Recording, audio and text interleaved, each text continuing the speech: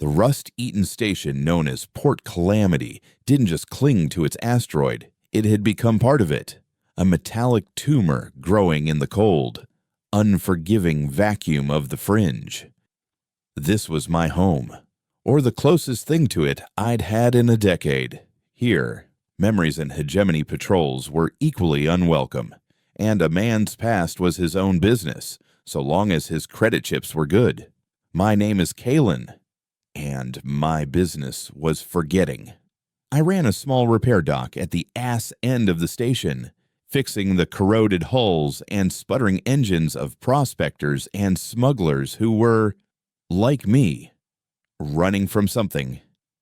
It was an honest, grimy living, the hegemony, with its gleaming fleets and corporate-mandated order, was a distant nightmare, a story you told to scare kids, but one that never quite reached this far into the dark. We were the dust they couldn't be bothered to sweep away. That all changed on the day Cygnus X7 went silent. It was a farming colony, a green speck of hope 2 sectors over, known for its hydroponic grain and its stubborn neutrality. I used to run parts there, back when I ran anything other than a diagnostic wrench. I knew people there, good people, the kind who still believed in things like community and a peaceful harvest. The first sign was the comms blackout, a dead space where 1,000 cheerful voices used to be. Then came the refugee ships, limping into Port Calamity with hulls scorched black and their crews hollow-eyed with a terror that went beyond words. They didn't need to speak. The story was written in the plasma burns that had peeled their ships open like fruit. A hegemony compliance fleet. They called it, a new term for an old horror. Cygnus had missed a grain tithe, a rounding error in the grand Galactic ledger of hegemony profits. For that, they were made an example of. The fleet hadn't invaded, it had sterilized. Orbital strikes turned fields to glass and cities to craters. A surgical, passionless extermination broadcast on a repeating loop on all hegemony channels as a reminder of the price of disobedience.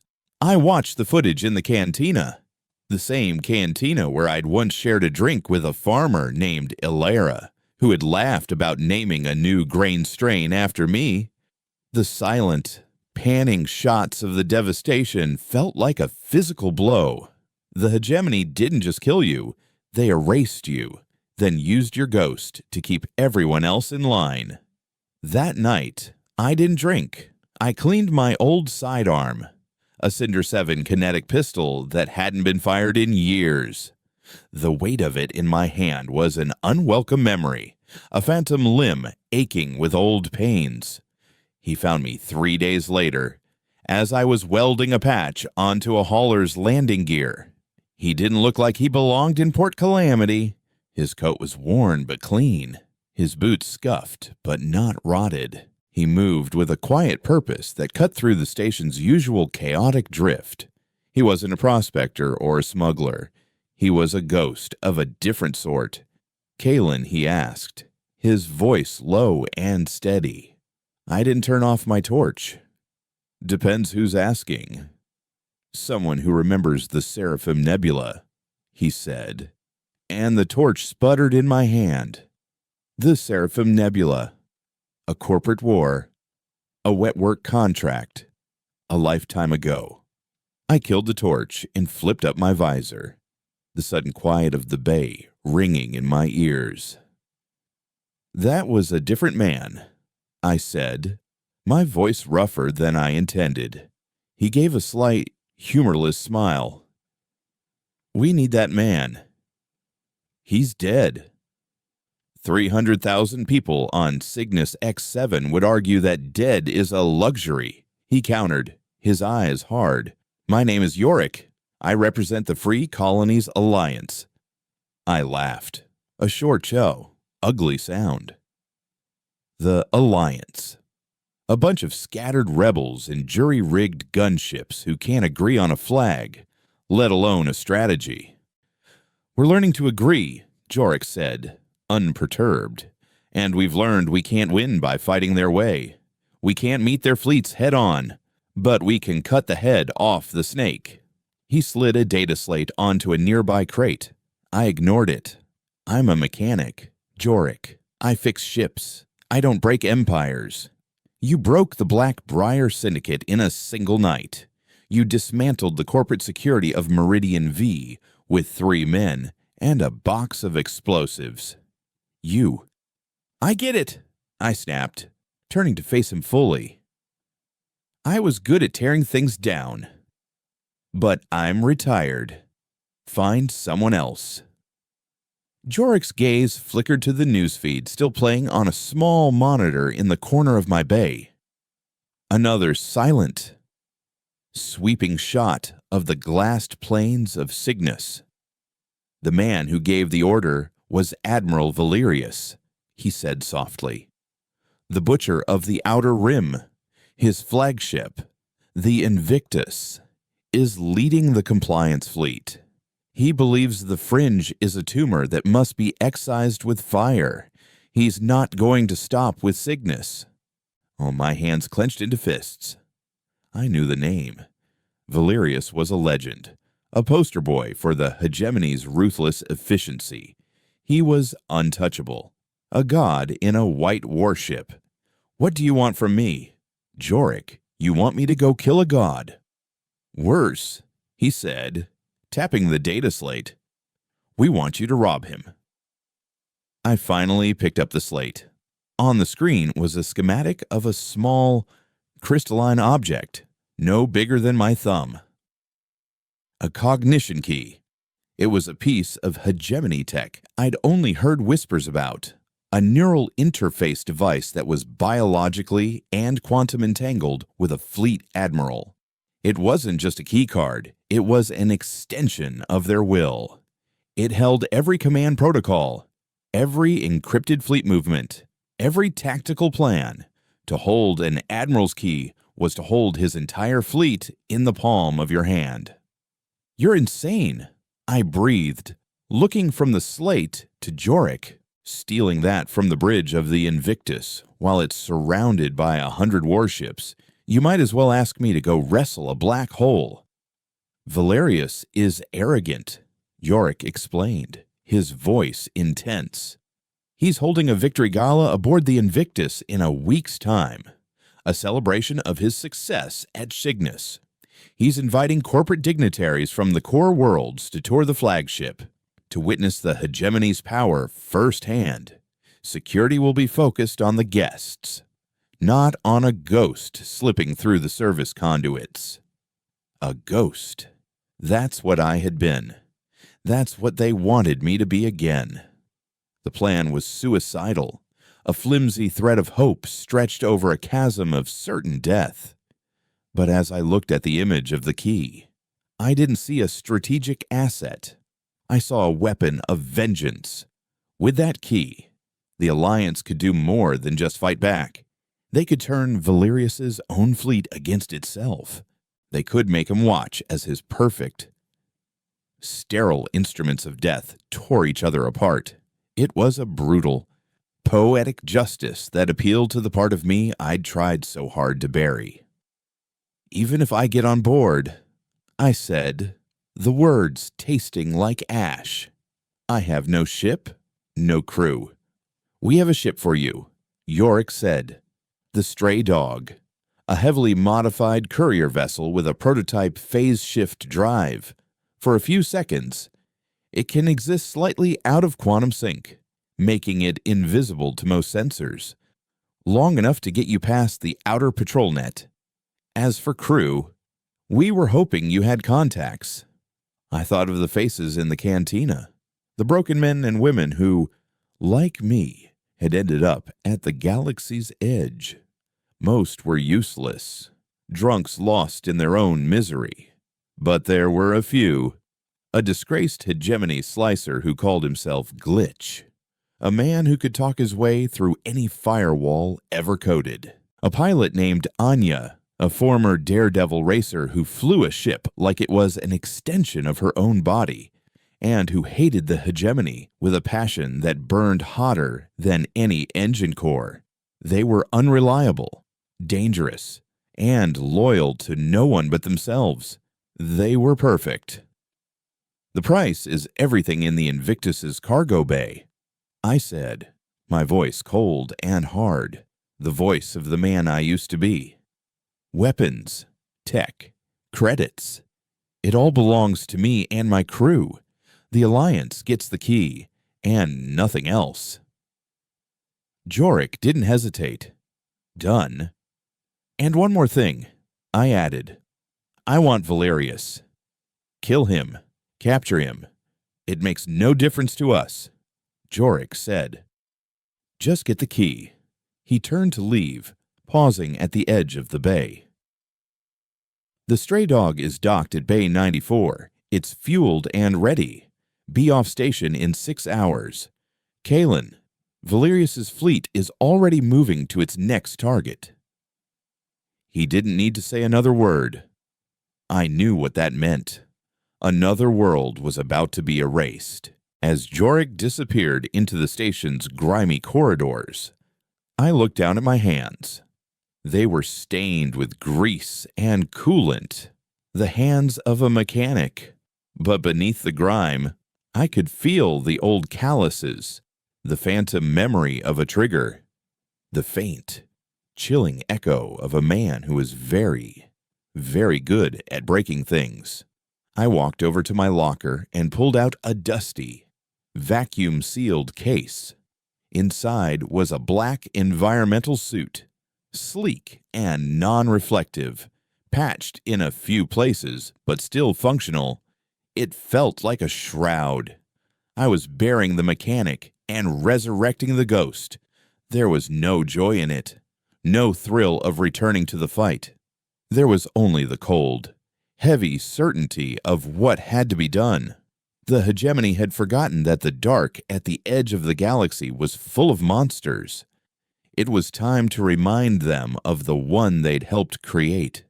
The 6 hours passed in a blur of motion and grim purpose. Glitch was easy to find, hunched over a flickering terminal in a back-alley data den, his fingers flying across a holographic interface. He was deep in debt to a local loan shark, and the promise of a cut from a hegemony flagship's hold was more than enough to buy his loyalty, temporary as it might be. He was a weasel of a man, with nervous eyes that never stopped scanning his surroundings. But his talent was undeniable. When I told him the target was the Invictus, he went pale. The Invictus, the flagship of the gods, Kalen. That's not a firewall. It's a digital fortress built on the soul of a dying star. I can't. Yes, you can. I cut him off. Because the alternative is explaining your debts to Gorgon. The slicer swallowed hard and nodded, his fear of the local muscle outweighing his fear of the hegemony. Anya was harder. I found her in the 0G fight pits, betting on a brutal match between two gene-spliced brawlers. She was lean and sharp, with a shock of crimson hair and a predatory stillness. When I laid out the job, she laughed. You want me to fly a rust bucket courier into the heart of a compliance fleet? You've finally lost it.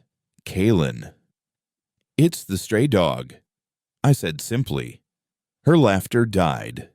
She knew the name.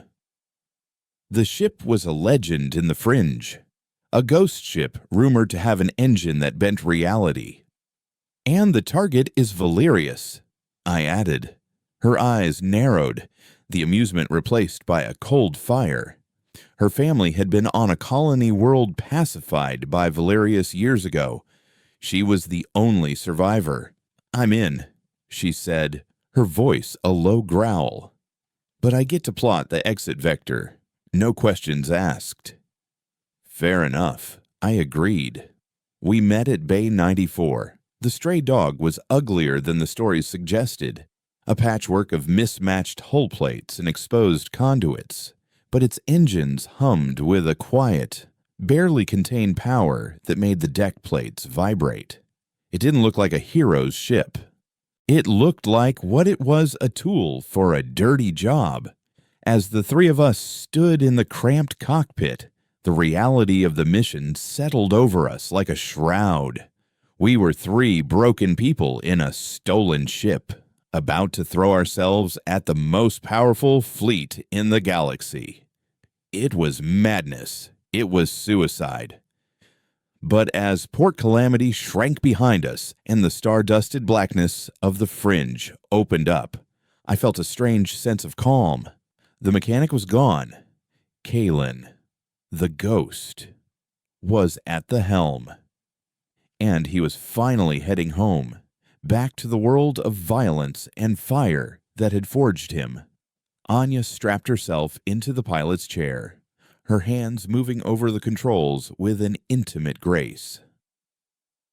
"Engaging the primary drive," she announced, her voice crisp and professional over the internal comm. The ship shuddered, and a low thrum vibrated through my bones. "Glitch, you have the coordinates. Find us a quiet path. Quiet path to a war zone." "Right," the slicer muttered from his station, holographic screens already flickering to life around him. "Navigating the asteroid fields now. There's a hegemony patrol 3 parsecs out, but if we run cold, they shouldn't even sniff us." I stood behind them, my hand resting on the cool metal of the bulkhead, watching the star charts resolve on the main screen. The target system, designated Praxis, glowed an angry red. The Invictus and its attendant fleet were a swarm of light, a hornet's nest we were about to kick. For a week, we flew through the forgotten byways of the galaxy, a silent, dark ship on a dark mission. We skirted nebulas that scrambled sensors and navigated through the graveyards of old wars. The wreckage of forgotten fleets, a stark reminder of the stakes. In that time, we barely spoke. We were professionals, each lost in our own preparations. Glitch worked tirelessly, building the viral codes and backdoors he would need to breach the Invictus's network. Anya ran simulation after simulation, plotting our approach and escape down to the millisecond. I spent my time in the ship's small armory, stripping and reassembling my weapons, studying the schematics of the flagship, and letting the cold rage inside me sharpen to a razor's edge. On the 7th day, we arrived. Anya brought the stray dog to a halt in the shadow of a barren moon. On the edge of the Praxis system, on the main viewer, the hegemony fleet was a breathtaking spectacle of power. The Invictus was at its center, a gleaming white spear of a ship, miles long, surrounded by a perfectly orchestrated dance of cruisers, destroyers, and frigates. It wasn't a fleet, it was a statement of absolute, unassailable dominance. "Gods," Glitch whispered, his face pale in the glow of his console. "Look at it. It's beautiful." "It's a tomb," Anya said, her knuckles white as she gripped the flight stick. "It just doesn't know it yet. The gala traffic has started," Glitch reported, his voice tight. "Luxury yachts and diplomatic shuttles are being routed to the main docking bay. That's our window. Anya, get us in position." I ordered, "Glitch, be ready to spoof our transponder. We're going to be a lost piece of cargo, a maintenance drone that fell off a freighter." "My transponder codes are works of art. Kalen, they'll think we're a box of champagne," he shot back, his bravado a thin mask for his terror. The stray dog moved from the moon's shadow, a tiny fleck of dust drifting toward the brilliant constellation of warships. Anya was a master, using tiny, calculated bursts from the maneuvering thrusters to mimic the random, slow tumble of space debris. We crept closer, slipping past the orbits of the outer destroyers, their massive forms blotting out the stars as they passed. My heart pounded a slow, heavy rhythm against my ribs. This was the first test. If they saw us now, we would be vaporized before we could even send a distress signal. We were a fly approaching a spiderweb woven from light and steel. Almost in range of the phase drive, Anya murmured, her eyes locked on the tactical display. 5, 4, 3. She didn't get to finish. A piercing alarm blared through the cockpit. On the screen, a red alert flashed. We'd been tagged. "They've got us," Glitch yelled, his fingers flying across his console. "One of the escort frigates has us on a priority scan. I can't block it." A channel opened, and a clipped, authoritative voice filled the cockpit. "Unidentified vessel. You have entered a restricted military zone. Identify yourself immediately, or you will be destroyed." Out the main viewport, I saw one of the frigates, a sleek, dagger-like ship, detach from its patrol pattern and turn toward us, its weapon ports glowing with malevolent energy. We were caught. The mission was over before it had even begun. "Anya," I barked, "now." Without a word, she slammed her hand down on a covered panel. The world outside dissolved into a nauseating, kaleidoscopic smear of light. A high-frequency whine filled the air, and, for a terrifying second, I felt like my body was being pulled apart, atom by atom. The stray dog was phasing. We were gambling everything on a piece of experimental tech that had never been tested this close to a full military fleet. Then, as suddenly as it began, it was over. The normal, star-dusted blackness of space snapped back into view. The blaring alarm was gone. The open comm channel was silent. We were through the outer cordon, drifting less than 1,000 kilometers from the colossal hull of the Invictus. We were a ghost in the machine. "Holy hell," Glitch breathed, slumping in his chair. "It actually worked." "Don't celebrate yet," Anya warned, her voice strained. "The drive is drained. It'll take hours to recharge. There's no phasing out. We either finish the job, or we die here." I looked at the flagship looming before us, a city in the void, its windows glittering with the lights of the gala. They were celebrating a massacre, drinking toasts while the ashes of Cygnus were still warm. My hand went to the Cinder 7 holstered at my side. "Get us to the service port on the underbelly," I said, my voice a low growl that was barely human. "The party's just getting started." The stray dog glided toward the gargantuan belly of the Invictus like a parasite seeking a host. Anya's control was flawless, her movements so precise we barely seemed to move at all. "Approaching service port Gamma 7, she murmured, her gaze fixed on the array of sensors. "It's an automated refuse and resupply airlock. Should have minimal crew presence." "Minimal is not none," Glitch hissed from his station, sweat beading on his forehead. "Their internal network is pristine. It's like a sealed garden. I'm trying to handshake with the airlock's local controller, but it's fighting me. It wants clearance codes that haven't been used in a decade. Then give it what it wants," I said, checking the seals on my suit. "You're the artist. Paint." For a tense minute, the only sounds were Glitch's frantic muttering and the soft hum of our life support.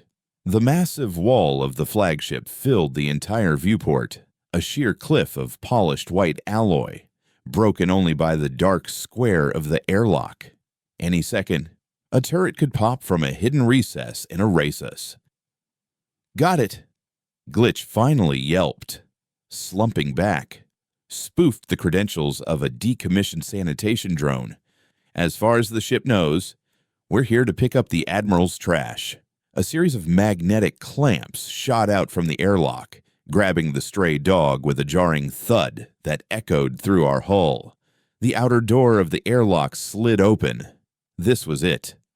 The point of no return. "I'm going dark," I said, pulling the helmet of my slick black suit over my head. The world muted, replaced by the steady hiss of my rebreather and the tactical overlay of my visor. "Glitch, you're my eyes. Anya, if you don't hear from me in 3 hours, or if this goes loud, get out. Don't wait. Don't be a hero." Anya just nodded, her jaw tight. "Don't get dead." Kalen. I cycled through the ship's small airlock and stepped into the cavernous maw of the Invictus. The inner door opened, and I was in. The contrast was immediate. The exterior of the flagship was a monument to sterile perfection, but its guts were a different story. This was a place of work. Massive conduits pulsed with energy, pipes dripped with condensation, and the air was thick with the smell of ozone and hot metal. The only light came from intermittent red and yellow service strips, casting long, dancing shadows. It was a metal jungle, and I was home. Okay. Glitch. "Where am I going?" I whispered into my comm. "I'm in their system." His voice crackled, laced with a mix of terror and awe. "Kalen, this is incredible. The processing power alone could run a small planet. I'm piggybacking on the maintenance scheduler's network. Stay in the green zones on your HUD. That's where the sensor sweeps are weakest. I need you to get to the central service trunk. Designation Epsilon. It's a vertical shaft that runs the entire length of the ship, right up to the command decks." I moved with a fluid silence I hadn't used in a decade, my boots making no sound on the graded catwalks. I felt the old instincts taking over, my body remembering the deadly calculus of stealth. Every shadow was a friend, every open space a threat. I passed automated cargo haulers and maintenance drones that hummed along their pre-programmed paths, ignoring me completely. I was a ghost. Just as Jorik had wanted. I was making good time, moving through the labyrinthine lower decks, a ghost in a machine that was too vast and self-assured to notice a single anomalous cell. The gala had started. I could feel a faint, bass-like thrum vibrating through the ship's structure music from miles above my head. They were dancing on the graves of Cygnus. The thought fueled the cold fire in my gut. Problem. Glitch's voice cut through my focus. The ship's security AI. It's smart. It's noticing the tiny ripples I'm making. A diverted power relay here. A looped camera feed there. It's running a low-level diagnostic. It's not an alarm. More like, it's curious. On my HUD, a section of the corridor ahead of me flashed yellow. "What does that mean?" I asked, pressing myself into an alcove as a patrol of security drones floated past, their blue optical sensors cutting through the gloom. "It means our ghost is starting to cast a shadow," Glitch said nervously. "I need to create a bigger distraction to pull its attention. Stand by." My HUD lit up with a schematic of a coolant regulation system 3 decks below me. "See that system? I'm going to overload a pressure valve. It'll trigger a localized emergency alert, force the AI to divert processing power to containment protocols, and hopefully make it forget about the little ghost on deck 73. Do it," I said. A moment later, a distant, muffled thump echoed through the ship. and a low-level klaxon began to sound in another sector. On my HUD, the curious yellow warnings vanished. The path ahead was green again. "You're a miracle worker. Glitch. I'm a dead man if this goes wrong." He whimpered. "Just keep moving." In the main security nexus of the Invictus, a pristine, circular room where holographic displays shimmered in the cool air, Commander Lyra watched the alerts with a placid expression. She was a young officer, but her eyes held a chillingly analytical calm.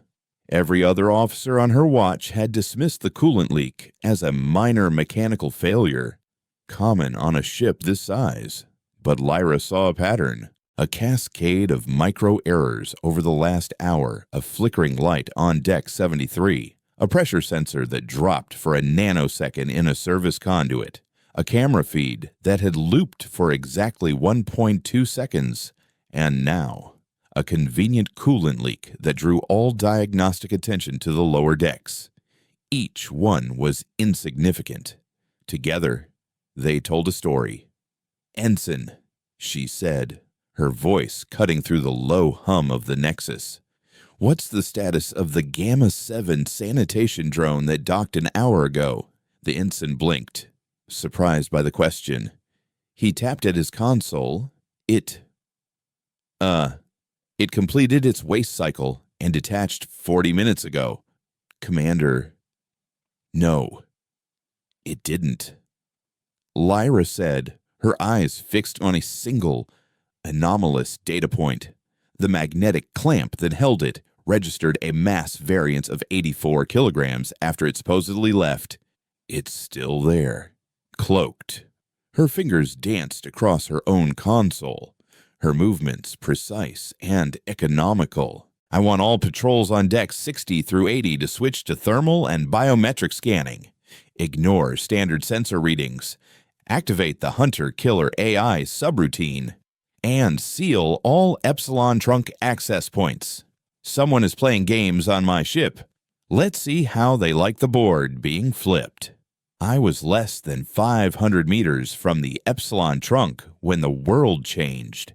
The soft service lights went out, replaced by the harsh, strobing glare of red emergency lighting. Heavy blast doors slammed shut, their screeching protest echoing through the corridors, sealing off my route forward and back. "Kalen, it's a trap." Glitch's voice was a panicked squeal in my ear. They know the whole sector's in lockdown. The AI isn't curious anymore. It's angry. I'm being firewalled out of the local systems. I was in a cage. I drew my Cinder 7, the weapon feeling heavy and useless against a literal fortress of steel. On my HUD, the friendly green lines were gone, replaced by a spiderweb of red. My ghost had been caught. But worse, my comm crackled and a new voice filled my helmet. A woman's voice, calm and laced with deadly authority. To the unauthorized presence on Deck 73. "You are clever, I'll give you that. But your cleverness has run out. You are in a sealed, self-contained sector. My teams will be there in 5 minutes. Surrender now, and you might live to be interrogated." I didn't answer. Panic was a luxury I couldn't afford. My eyes scanned the area, the tactical part of my brain taking over. The main corridor was a death trap, but to my left was a maintenance hatch labeled Plasma Venting System. It was a suicide route, a conduit designed to channel superheated plasma from the engine core in case of a breach. But right now, it was just a dark, empty pipe. Glitch. "I need a schematic of the plasma vents," I said, my voice steady. "Can you hear me?" "Barely." He gasped. "They're trying to brute force my link." "A plasma vent? Are you insane? It's a one-way trip to the ship's incinerator. Is it active?" "No, but they could flush it at any second, Kalen." Don't I ignored him? prying open the hatch. A blast of hot, metallic-smelling air washed over me. I crawled inside the cramped circular tube. It was pitch black. Glitch. I'm in. Where does it lead? There was a long pause, filled with the sound of static and Glitch's ragged breathing. Okay, I've got a secondary schematic from the ship's engineering library. It branches. One path leads to the incinerator, but another one runs parallel to the Epsilon trunk for about 200 meters. There's a pressure exchange junction. If you can get there, you might be able to cut through. Might, it's the only chance you've got. Now go. They're cutting the blast door to your last position. I began to crawl, my suit scraping against the confines of the pipe. It was suffocating. The darkness absolute. My only guide was a thin blue line on my HUD. A path Glitch was feeding me from a stolen blueprint. Behind me, I heard the faint, high-pitched whine of a plasma torch cutting through the blast door. They were coming. This was the razor's edge. Every second was a lifetime. I was no longer a ghost. I was a rat in a trap, and the only way out was to chew through the steel. I reached the junction, a small, box-like intersection of pipes. A control panel, old and coated in grime, was set into the wall. Glitch. I'm here. How do I get this open? You don't. He said, his voice grim. It's welded shut from the other side. A safety precaution. The sound of boots on metal echoed from the pipe behind me. They were in the vent system now, following me. My time had run out. I looked at the wall separating me from the Epsilon trunk, then at the small, explosive charge on my belt. It wasn't designed for breaching a warship's hull. It was designed for demolition, for making a lot of noise and chaos. Glitch. Tell Anya to get ready for a bumpy ride, I said, planting the charge on the wall. Kalen. No. The explosion will trip every sensor on this half of the ship. They'll know exactly where you are. They already know where I am. I growled, setting the timer for 5 seconds. The ghost is done hiding. It's time for the monster to come out.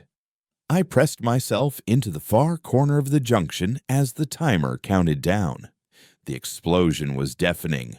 A brutal, contained roar that buckled the walls and sent a shockwave blasting down the pipe. A jagged, glowing hole was torn in the wall, opening into the vast, dizzying emptiness of the Epsilon trunk. I scrambled through the hole just as the first stun grenades bounced into the junction behind me. I was in the main shaft, a colossal, mile-deep canyon of steel and wires, with gravity lifts and transport platforms shooting past in streaks of light. I was exposed. The entire ship now knew an intruder was in its spinal column. On my comm, Anya's voice was sharp. Kalen, what did you do? The whole fleet just went to high alert. I'm seeing internal weapon deployments. I fired a grapple line and began to ascend. The winch on my belt straining to pull me up into the darkness. Far below, I could see squads of hegemony soldiers in white armor rappelling into the shaft. Searchlights stabbed through the gloom, hunting for me. The plan has changed, I said, my voice a grim echo in the vastness of the shaft. I'm not a ghost anymore. I'm a distraction. From her security nexus. Commander Lyra watched the chaos unfold on her main screen. The intruder was moving up the Epsilon trunk, faster than any man should be able to. He was brutal, efficient, and loud. The subtlety was gone. This was an act of open warfare within the ship itself. Her expression wasn't angry, it was one of dawning, professional respect. He's not trying to escape, she murmured to herself. He's still going up. Towards the bridge. She activated a direct channel to her elite guard. He's good. Don't try to capture him. Kill him on sight. The hunt had begun in earnest. I was no longer the hunter. I was the prey, and I was running straight into the heart of the lion's den. The ascent up the Epsilon trunk was a vertical nightmare. Hegemony soldiers, clad in sterile white armor that made them look like skeletal specters, swarmed the shaft. They came from above and below, rappelling on grav lines, their pulse rifles spitting coherent beams of light that seared the air around me. I was a rat climbing a rope in a barrel full of guns. My grapple line was fast, but they were faster. A shot slagged a chunk of metal near my head, showering me with molten sparks. Another grazed my leg, and a searing pain shot up my side. My suit's medical interface injected a dose of painkillers and sealant, but it was a temporary fix. I was bleeding. I returned fire with my Cinder 7, the kinetic slugs punching through their armor with brutal, satisfying thuds. I wasn't aiming to wound. Every shot was a kill. The man from the Seraphim Nebula was fully awake now, his movements economical and deadly. He was a creature of vertical combat, a spider in a steel web. But there were too many of them. I was a single point of failure against a redundant, self-repairing system of violence. Glitch. I need another distraction, I grunted, swinging behind a massive power conduit to avoid a volley of fire. A big one. I'm locked out of almost everything. Kalen, his voice was a thin, reedy thread of panic. Their security AI is strangling me. The only systems I still have a whisper of control over are the non-essential ones. Guest services, environmental controls, the Gala's entertainment network. Do it. I commanded, an idea sparking in the chaos. All of it on the bridge of the Invictus. Admiral Valerius was not pleased. He stood before the main viewport, a tall, imposing figure in a crisp white uniform, watching the tranquil dance of his fleet. The Victory Gala, his moment of triumph, was being disturbed by a single, persistent gnat. He had been assured the situation was under control, a minor breach being dealt with by his ruthlessly efficient security commander. But now, the gnat was proving to be a scorpion. He turned as Commander Lyra's hologram flickered to life before him. "Report," he said, his voice a low baritone that tolerated no excuses. "The intruder is in the Epsilon trunk." "Admiral," Lyra stated, her face a mask of calm professionalism. "He is heavily armed and has breached containment. We have him cornered. But he is resilient. Resilience is not a factor." "Commander," Valerius said, his voice dropping to a dangerous chill, "it is an obstacle to be vaporized." Why is this resilient insect still breathing? Before Lyra could answer, the entire ship lurched. The serene orchestral music playing throughout the command decks and the gala below suddenly cut out, replaced by a blast of screeching, anarchic noise, the anthem of a forgotten rebellion from the fringe. The lights flickered, shifting from their stately white to a nauseating, strobing crimson. On the main viewport, the image of the fleet was replaced by a single, repeating symbol, the three broken chains of the Free Colonies Alliance. Down in the grand ballroom, the hegemony's elite, sipping on exotic champagne and congratulating each other on their latest acquisition of planetary resources, screamed in panic. The gravity plating fluctuated, sending guests and serving droids tumbling. The holographic starscape on the ceiling dissolved into looping footage of the devastation on Cygnus X7, the silent, glassed fields and ruined cities playing out above their heads like a judgment from the gods. "What is the meaning of this?" Commander Valerius roared, his composure finally cracking. "The intruder's accomplice," Lyra said, her own surprise barely concealed. "He's attacking the ship's civilian systems. It's a purely psychological attack." The chaos was my cover. The soldiers in the shaft were momentarily disoriented, their comms flooded with panicked chatter from the upper decks. I used their confusion to my advantage, firing my grapple line again and again, ascending past them in a blur of motion. I reached the upper levels, the domain of the ship's command crew, and kicked off the wall of the shaft, swinging through an access hatch into a pristine, white corridor. The noise and strobing lights were even more intense here.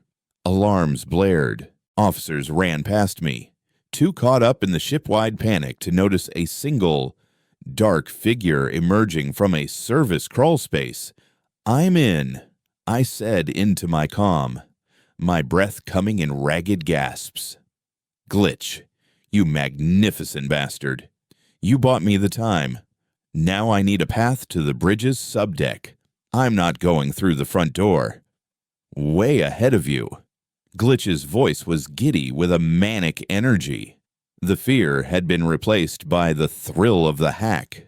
"I've sliced into the Admiral's personal transit system. It's a private grav lift that runs from his quarters directly to the bridge antechamber. It's on a closed network, shielded from the rest of the ship. They'll never expect you to be there. I'm sending the location to your HUD now." I moved through the chaos, a predator in a stampede. The ship's internal defenses were focused on the Epsilon trunk, the last place they'd seen me. They were hunting a ghost that was already gone. I found the grav lift concealed behind a panel depicting a stylized hegemony eagle. Glitch, true to his word, had the door sliding open for me. I stepped inside the plush, wood-paneled lift. It was the height of luxury, a stark contrast to the grime and death I'd just crawled through. The door hissed shut, and I was alone in the silent, upward-moving box, a moment of peace in the heart of the storm. It wouldn't last. In the security nexus, Commander Lyra watched the chaos with a cold, detached fury. The intruder was no longer on her scopes. He had vanished the moment he left the Epsilon trunk. But she knew he wasn't gone. He was a virus that had gotten past the firewall and was now loose in the system's core. The attack on the civilian network was a classic misdirection. Crude, but effective. "He's not in the lower decks," she said to her team, her voice sharp and clear. He used the chaos to move up. "Seal the command decks. All of them.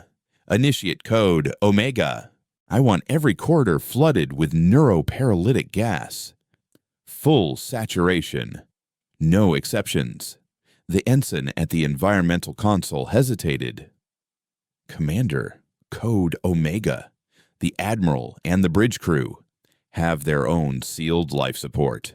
Lyra snapped. "Do it. Now!" The grav lift shuddered to a halt 2 levels below the bridge. Glitch. "What's happening?" I asked. "They're flooding the command decks with nerve gas," he yelled. "The whole section is a death zone, whatever life support the lift has. It won't last long. You have to get out." The lift door slid open to a corridor, already filling with a pale, shimmering mist. My suit's external sensors screamed, identifying the agent. It was military grade. It wouldn't just paralyze. It would dissolve organic tissue on contact. I was trapped between a sealed bridge and a cloud of death. My HUD flashed with a new schematic from Glitch. It was the ship's emergency power grid. "There's a primary power conduit running through the floor beneath you." "Kalen," Glitch said. His voice strained. It feeds the bridge's energy shields. It's heavily armored, but if you can cut through the floor, you can use it as a crawl space. It should be shielded from the gas. I didn't have a plasma torch. I had my Cinder 7 and 3 explosive charges. I placed the charges on the floor of the lift, set them for a directional blast, and took cover. The explosion tore a hole in the deck, revealing the massive, pulsating conduit below. I dropped into the narrow space between the conduit and the floor plating just as the gas billowed into the lift car, its tendrils reaching for me like hungry fingers.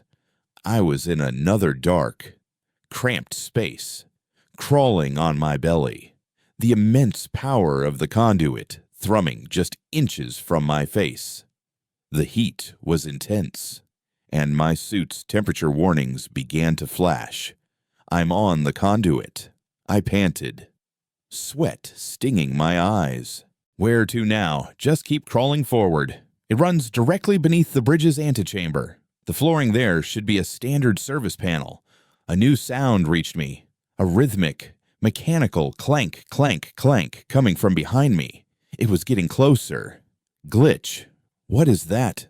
There was a pause, and then his voice returned, stripped of all its earlier bravado. Oh no. Kalen, they've deployed the Praetorians. I had only heard stories of the Praetorians. They weren't drones or soldiers. They were autonomous hunter-killer units, bipedal machines of polished black metal, designed for one purpose: to hunt and exterminate high-threat targets in compromised environments. They were immune to gas, EMPs, and fear. They were the hegemony's final, brutal answer to any problem. One of them was in the conduit with me. I crawled faster, the metal scraping against my suit, the clanking sound growing louder, closer. It was a monster in the dark, and it was hunting me. My HUD showed me the service panel just ahead. I reached it, my fingers fumbling with the release latch. It was locked. A biometric lock. Glitch, I'm locked out, I yelled. I can't get past it. They've locked down everything, the slicer shrieked. The clanking stopped. I turned my head, my helmet light cutting through the gloom. The Praetorian stood about 20 meters behind me, its single, red optical sensor glowing like a baleful eye. It raised its arm, and the barrel of an integrated plasma cannon extended with a soft, deadly whir. This was it. There was no escape. Cornered by an unkillable machine, with the most powerful man in the galaxy just a few feet above my head. But the ghost wasn't dead yet. I looked at the massive power conduit beside me, the lifeblood of the bridge's defenses, and I smiled. Glitch, I said, my voice eerily calm. Remember what I said about the plan changing? It's changing again. Get Anya ready to catch me. This is going to be very, very loud. I placed my last, most powerful explosive charge directly onto the conduit's armored casing. The Praetorian's cannon began to whine as it charged up for the killing shot. I hit the detonator. The world exploded in a cataclysmic blast of white light and raw power. The conduit ruptured. The entire command deck lost power in a single, violent instant. The floor beneath the Praetorian vanished, and the machine fell into the fiery abyss of the ship's power grid.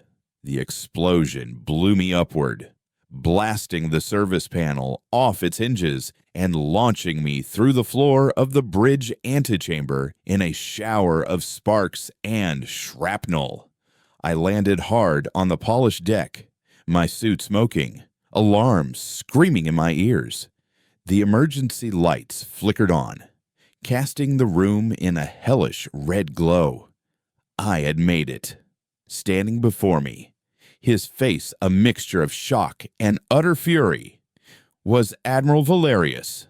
He was surrounded by his elite guard, their rifles instantly leveling at me. But for a split second, they were all frozen, stunned by the sheer, brutal audacity of my arrival. I rose to one knee, the Cinder 7 steady in my hand, and looked past the guards, my eyes locking with the Admiral's, the Butcher of the Outer Rim. I rasped, my voice distorted by my helmet speaker.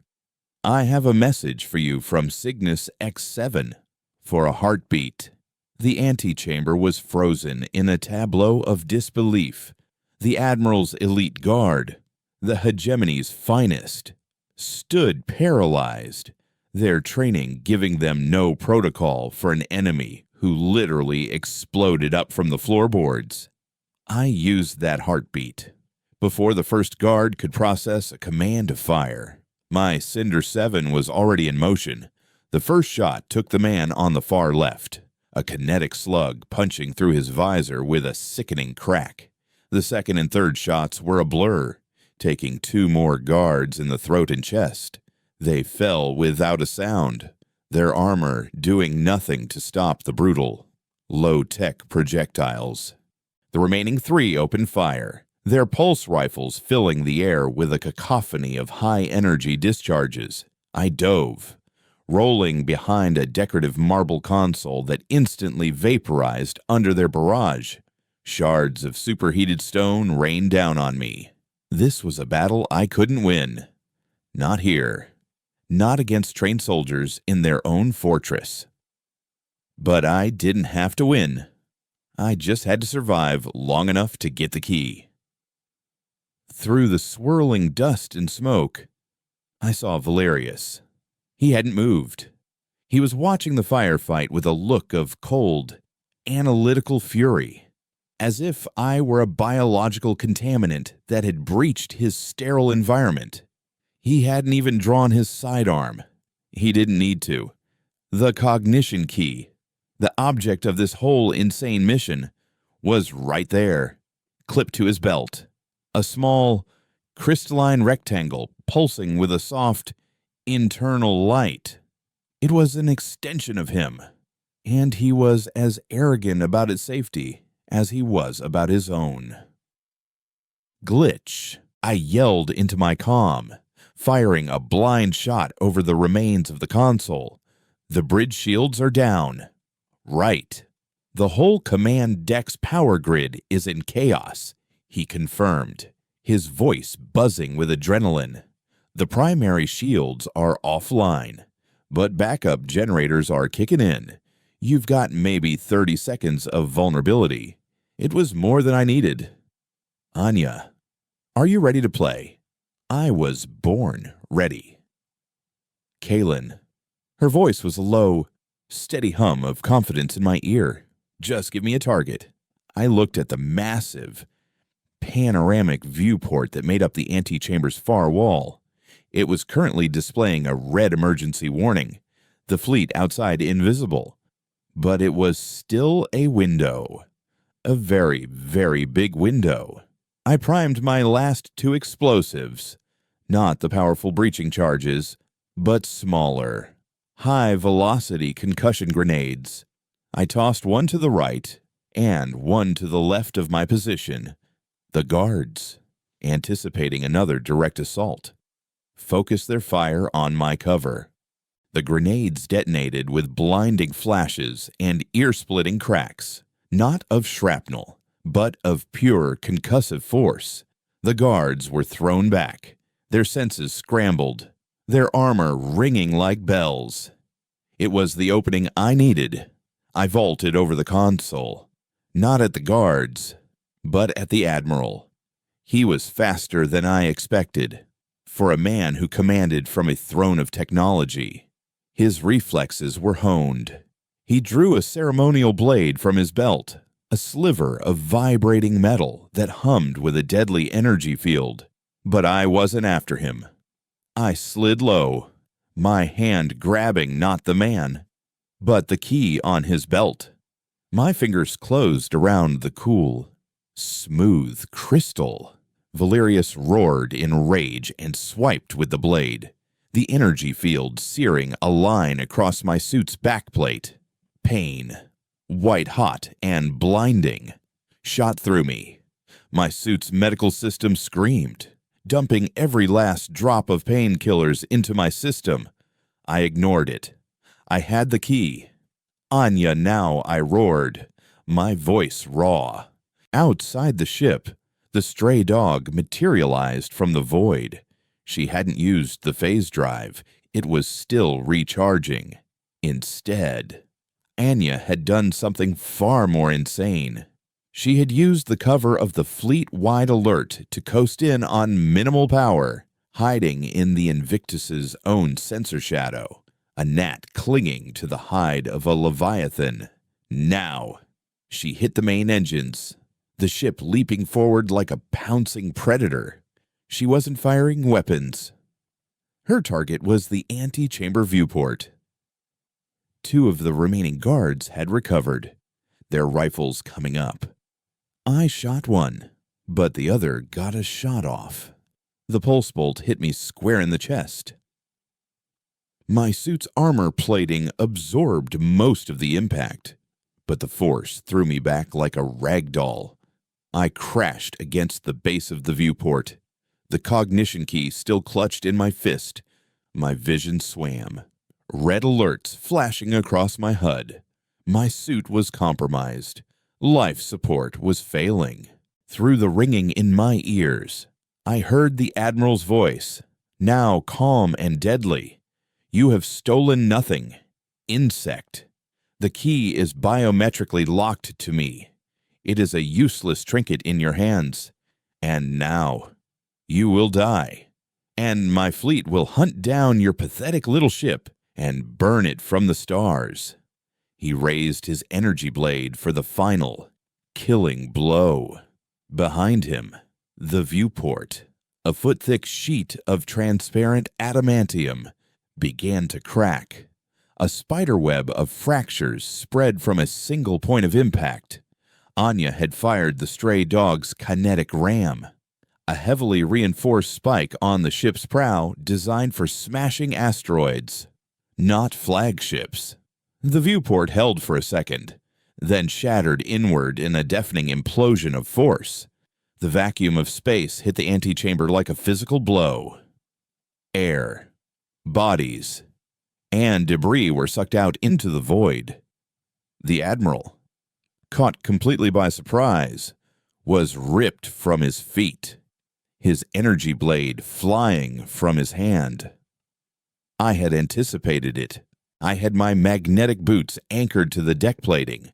The wind howled around me, a hurricane of escaping atmosphere. Valerius tumbled past me, his face a mask of horrified disbelief as the cold of space claimed him. His eyes met mine for a final, fleeting moment, a silent acknowledgement of his utter defeat. Then he was gone, a speck of white against the star field. The ship's emergency bulkheads slammed down, sealing the breach. But the damage was done. The antechamber was a vacuum-sealed tomb, filled with the floating bodies of the Admiral's guard. My own life support was critical, a flashing 30-second countdown timer on my HUD. I looked out the jagged hole in the viewport. The stray dog hovered just outside, its main airlock open, a beckoning haven. Anya's voice came through, tinny and distant. Your chariot awaits. Kalen. Try not to miss. I disengaged my boots and kicked off from the deck, launching myself out into the void. For a few terrifying seconds, I tumbled through the silence, the Invictus a wounded beast above me, the star-dusted infinity below. I was out of the fire, but my lungs were burning, my vision tunneling to a single point of light, the open airlock. I hit the edge of the airlock hard, my momentum carrying me inside. The inner door slammed shut behind me, and the chamber was instantly filled with air. I collapsed to the deck, ripping off my helmet and gasping, the recycled air tasting sweeter than any wine. My body was a road map of pain, but I was alive, and in my hand, I still held the cognition key.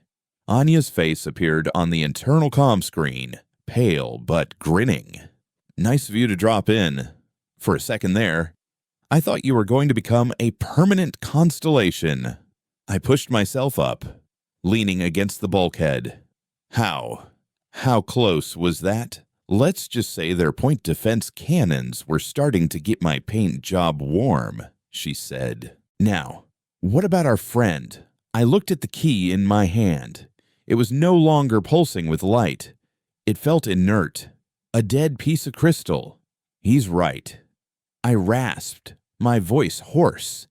It's useless. It died with him. A profound, crushing wave of defeat washed over me. All of it, the infiltration, the deaths, my own near-death experience. It was all for nothing.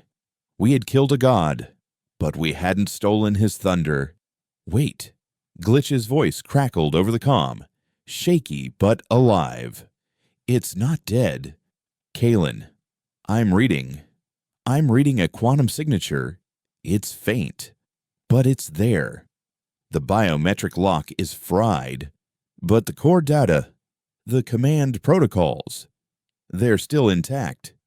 It's like a sealed book, and the lock has been broken. A new, wild hope surged through me. Can you open it? Open it, Kalen. I could rewrite it, he said, his voice rising with excitement. I need to interface with it directly. But yes, I can access the core programming. We don't just have his old playbook. We can write a new one before I could respond. A proximity alert blared through the ship. On the main screen, a new face appeared. A face I recognized from the security schematics. Commander Lyra. Her image was being broadcast on an open, fleet-wide channel. Her face was grim, her voice like ice. This is Acting Admiral Lyra of the hegemony warship Invictus, she announced. Admiral Valerius is dead. The chain of command has been broken. The fleet is now under my authority by emergency decree. The fleet, which had been in a state of confused chaos since the death of its commander, began to respond. The ships started to move, their formations tightening, their movements becoming crisp and purposeful once more. They were turning, all of them, to face our tiny, battered ship. Lyra's eyes seemed to stare directly at me through the screen. A single rogue vessel is responsible for this cowardly act of terrorism. They are in possession of hegemony property. All ships on my mark. You will open fire. Obliterate them. We were a single rowboat in the path of a tidal wave. We had kicked the hornet's nest, killed the queen, and now the entire swarm was descending upon us. Anya, I see them, she said, her voice grim. The phase drive is still at 50%. Not enough for a jump. We can't outrun them. Then we don't run. I said, a desperate, insane plan forming in my mind. I looked at the key, then a glitch on the comm screen. Glitch. How fast can you work? What do you mean? Can you write me a new play? Right now. A short one. Just one line. One line. What line? Glitch asked. Confused. I held the key up. Operation Scorch Protocol. Valerius's personal contingency plan. The order to sterilize a system from orbit. Find it, and change the target coordinates. Glitch's eyes widened in dawning comprehension and horror. Change them to what I looked at the screen. At the swarm of hegemony warships preparing to erase us from existence. Change them to the ship broadcasting the order, I said. My voice as cold as the void outside. Lyra wants to see fire. Let's give her a front row seat. It was a race against annihilation. On one side, a fleet of warships charging their weapons for a final, overwhelming volley. On the other, a slicer with trembling fingers, trying to hijack a dead man's ghost to turn a fleet against itself. The universe held its breath. The cockpit of the stray dog became a crucible of impossible tension. Outside, 100 warships were a bristling forest of weapon emplacements, their energy signatures spiking, ready to unleash a perfect storm of annihilation. Inside, Glitch was a blur of motion, his fingers a phantom dance across his holographic console. He had plugged the cognition key into a custom-built interface, and a river of incomprehensible data was flooding his screens. "I'm in the command architecture," he said, his voice a high-strung wire. "It's a mess of quantum encryption and biometric failsafes, but without Valerius's living mind to act as the master key. It's brittle. It's fighting me. But it's fighting like a headless snake. Less poetry, more results." Glitch Anya snapped, her hands tight on the flight controls. Lyra's giving the firing order in 20 seconds on the main screen. Lyra's face was a mask of cold resolve. "All ships target the anomaly." On my mark, I stood behind them, my body screaming in protest. My mind a vortex of adrenaline and pain. We had come for a key, for a chance to give the Alliance a fighting chance. Now, we were about to commit an act of such brutal, internecine slaughter it would make the sterilization of Cygnus look like a minor skirmish. This wasn't justice. It was an atrocity born of desperation. But it was the only move we had left. "Found it," Glitch screamed. "Scorch Protocol. It's buried deep." A ghost code Valerius programmed himself. He was a paranoid bastard. It's designed to override the entire fleet's targeting systems and lock them onto a single set of coordinates. "Change them," I ordered, my voice a low growl.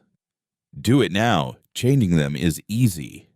Activating it requires a voice command." Valerius's voice. Glitch stammered. "I can't fake that." "Then don't," I said. My eyes locked on Lyra's image. I remembered the footage from Cygnus, the repeating, passionless broadcast. Patch into the Hegemony newsfeed archives. Find the broadcast from the Cygnus pacification. Find his victory speech. Glitch's eyes widened. The broadcast. Yes, his voice print would be all over it. Splicing now. 10 seconds. Anya warned, her voice barely a whisper. On the screen, Lyra raised her hand. "All ships. Mark."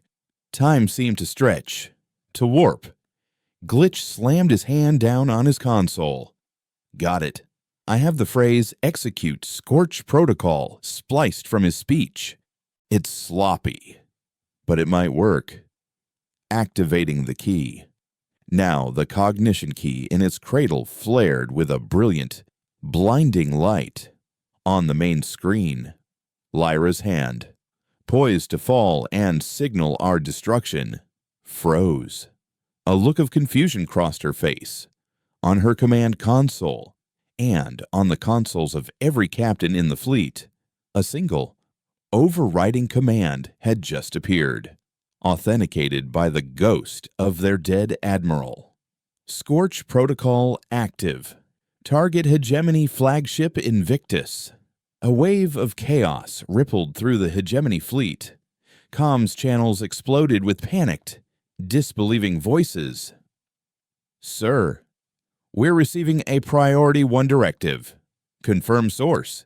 Is that Admiral Valerius's command signature?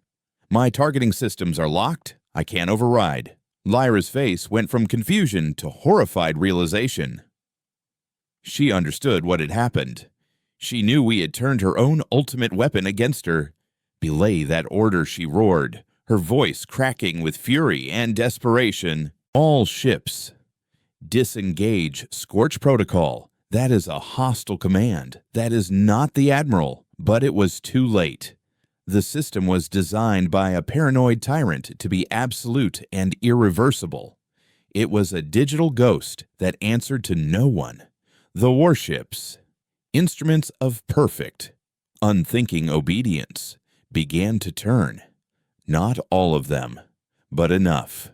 Cruisers and destroyers, their hulls gleaming in the starlight, pivoted with a slow, terrible grace, their main cannons locking onto their own flagship.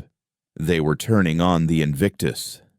We were so close we could see the turrets moving, the weapon ports opening like hungry mouths. We were in the dead zone, the eye of the hurricane we had created.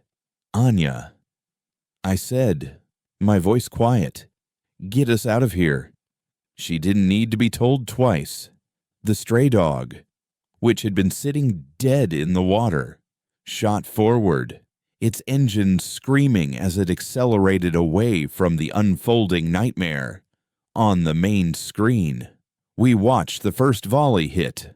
Beams of pure energy, designed to glass continents, lanced out and struck the Invictus. Its shields, already weakened by my sabotage, flared and died. The blasts tore into its pristine white hull, peeling it open, exposing the decks and corridors within to the hard vacuum of space. Explosions blossomed along its length, silent, beautiful flowers of death. It was like watching a god being torn apart by its own angels. Lyra's broadcast had cut out, but I could imagine her on the bridge, watching her command, her ship, her world, being annihilated by the very system she had sworn to uphold. She was a victim of the same ruthless, uncompromising logic that she and Valerius had inflicted upon Cygnus X7. The rest of the fleet, those ships not caught in the Ghost Protocol's grip, were in disarray. Some were trying to fire on us as we fled. Others were trying to hail the Invictus.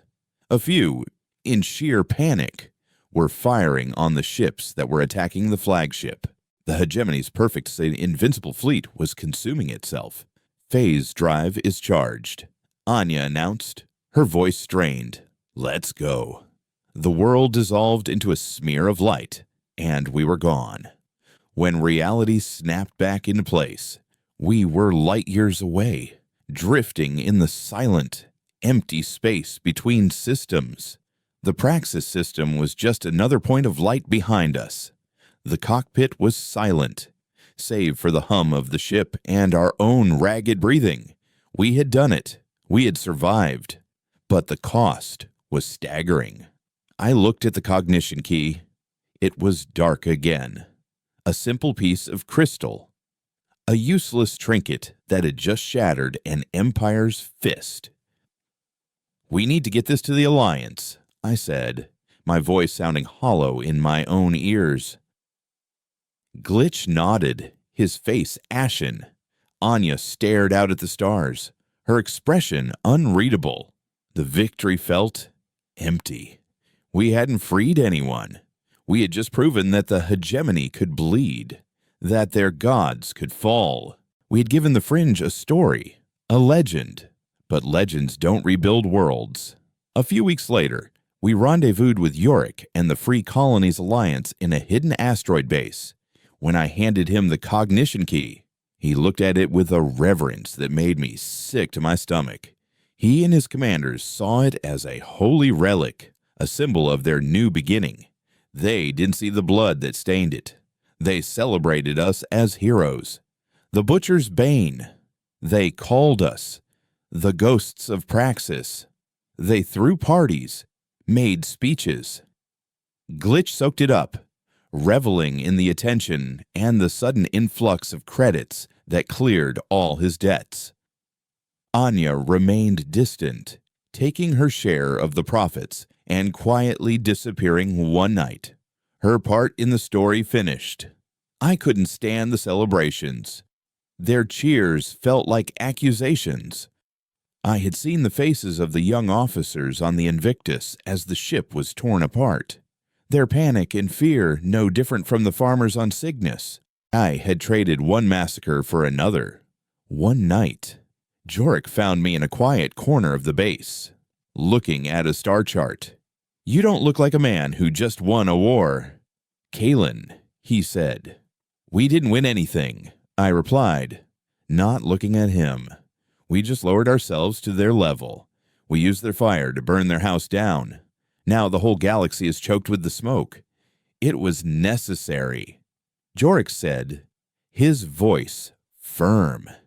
"You gave us a chance. You gave the people hope. Hope is a dangerous thing," I said. "It makes people believe in heroes, and heroes have a way of becoming monsters." I left the Alliance base the next day. I didn't take my share of the loot. I took the stray dog. It was my only real home now. I pointed its nose toward the deepest, most forgotten corner of the fringe, a place where the hegemonies fall and the Alliance's rise would be nothing more than faint, distant rumors. I went back to being a mechanic, of a sort. But I no longer fixed ships. I drifted, a solitary ghost in a stolen ship, seeking out the refugee convoys and crippled colonies left in the wake of the war I had helped escalate. I offered my help, sharing supplies, patching hulls, and offering a quiet word of support before disappearing back into the dark. It wasn't redemption. There was no redemption for what I had done. It was a penance, a quiet, lonely vigil in the ruins of a galaxy I had helped to break. I was no hero. I was no monster. I was just Kalen, a man who had gone to war to avenge a world and had, in the process, lost his own soul somewhere in the fire and the screaming. The galaxy would forget Valerius. It might even, one day, forget Cygnus. But I never would. The ghosts were mine to carry now. And the long, cold dark of the fringe was my eternity.